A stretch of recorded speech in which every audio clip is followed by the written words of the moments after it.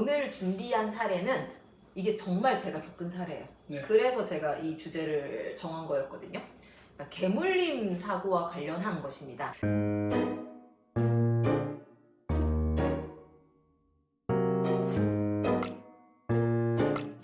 그러니까 제가 얼마 전에 아이들이랑 같이 공원을 가서 놀고 있었는데, 이게 보통 저희 아이들은 이제 큰아들과 작은아들이 각자 놀거든요. 그래서 이제 저는 큰아들과 함께 이제 놀아주고 있는데, 그 큰아들이 놀고 있는 그쪽이 이렇게 넓은 공터는 아니었고 이제 조그만한 공터였어요. 근데 저랑 아들이랑 있었고, 그다음에 저쪽에 큰 개를 산책시키러 나온 견주랑 큰 개가 있었습니다. 대형견이라고 하죠. 아, 그렇구나. 대형. 대형 견이 있었습니다.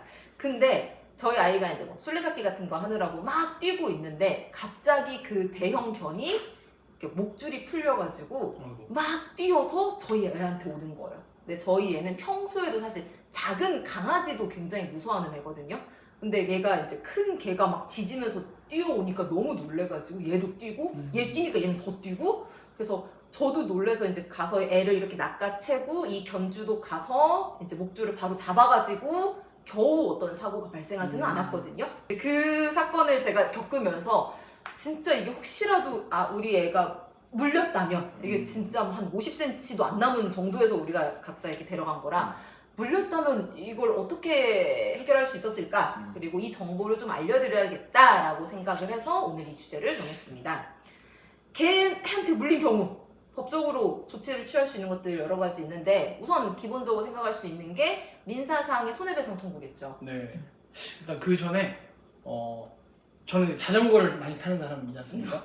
저도 몇 번 경험이 있어가지고 이 대형견들을 풀어놓으면 문제가 덮치려는 습성이 있어요.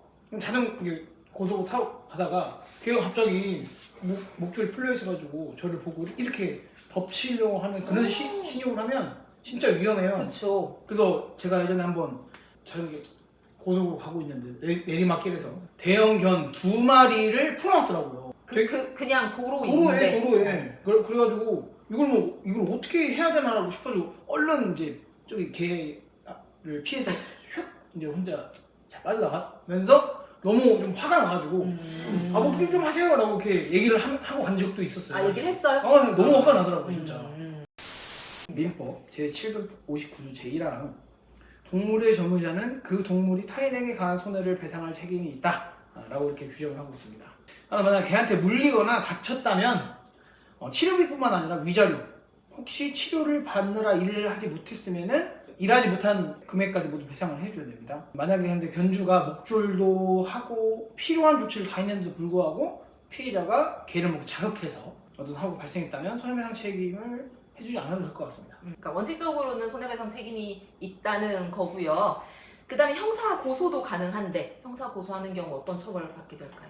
네, 일단은 형법이 정하고 있는 과실치상죄가 적용이 될 텐데요. 과실치상죄라고 하는 거는 내가 주의 의무를 갖고 있는 사항을 제대로 이행하지 않는 실수가 있을 때 그 실수로 인해서 누군가가 상해를 입게 되는 경우에 처벌하는 범죄입니다. 지금 이 경우에는 이제 견주가 개를 데리고 공공장소를 산책을 할 때 목줄도 해주고 목줄도 제대로 잡고 있어서 다른 사람에게 달려들거나 위협하는 등으로 상해를 입게 하는 행동을 하지 않도록 조치해야 할 주의 의무가 있다라고 전제하는 거고요. 이 주의 의무를 게을리해서 상해가 발생하면 과실치상죄가 적용이 될 수 있습니다. 또 여기 한 단계 더 나가면 대부분의 경우에 당연히 뭐 상대방에게 상해를 입히겠다라는 인식이 당연히 없을 거라고 생각을 합니다만, 실제로 굉장히 공격적인 성향을 자주 보이고 그런 성향이 많이 나타나는 개다. 근데 그럼에도 불구하고 목줄을 하지 않는 정도로 등한시했다라고 하면 경우에 따라서는 특수상해로 의율할 수 있는 경우도 있을 것 같아요. 그러니까 미필적 고의가 있었다. 물 걸 알았다, 어느 정도는. 네. 그럴 수 있겠네요. 그래서 보통 어느 정도 처벌을 받게 되나요? 지금 과실치상죄가 적용이 될 때는 아무튼 이 사람들도 실수로 다른 사람을 다치고 싶어 하지 않기 때문에 실수로 그런 것이다라는 게 법원에서는 많이 인정이 되는 것 같아요. 그래서 벌금형이 보통 선고가 되고요. 그 액수는 대략 한 50만 원에서 500만 원 정도. 피해자가 얼마나 다쳤는지 이런 부분이 이제 많이 고려가 될 것으로 보입니다. 많이 인정되지는 않네요, 벌금의 금액이. 저는 사실 저도 개를 무서워해가지고 네, 산책을 다니다가 개를 만나면은 조금 이렇게 돌아서 가는 편이거든요. 근데 가끔 목줄을 하고 있기는 한데 좀 목줄이 너무 길어가지고 제가 좀 피하더라도 이 개가 저한테 닿을 수 있을 정도의 거리인 것처럼 느껴질 때가 있어요. 근데 이런 경우는 이거 동물보호법 위반이잖아요.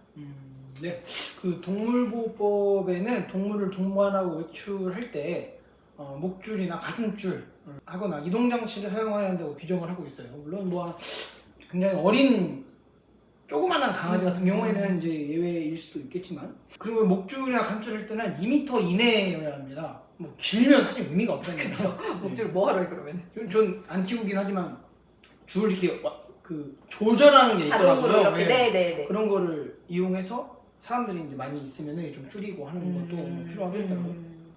만약 목줄을 2m 이상으로 하거나 하지 않은 경우에는 과태료가 부과되니까 유의하셔야 됩니다. 네.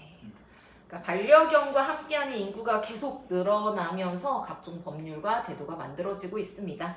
특히 목줄 착용의 경우는 사실 주변 사람들한테 위협이 될 수도 있기 때문에 꼭 착용해 주시고, 또 최 변호사님 말씀하신 것처럼 그 제한된 길이 2m 내로 착용하셔가지고 법적인 조치를 받는 일이 없으셨으면 좋겠습니다.